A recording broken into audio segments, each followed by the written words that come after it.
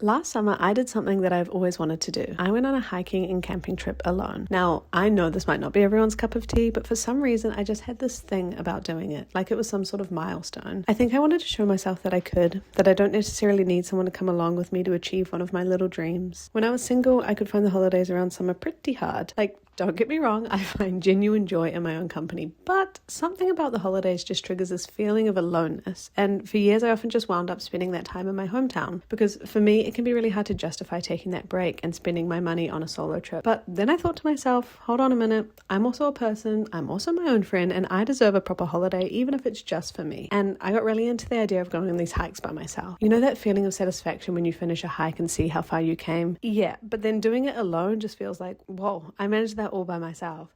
And it was really freeing, you know. It was one of the most relaxing trips I've ever been on. I drove around the country blasting and screaming along to my music, windows down, sun shining, hair flowing.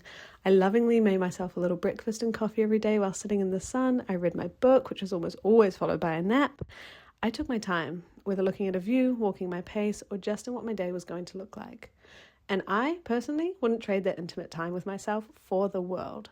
So, you know, if you're ever thinking of if you should do something like this for yourself, here's your sign.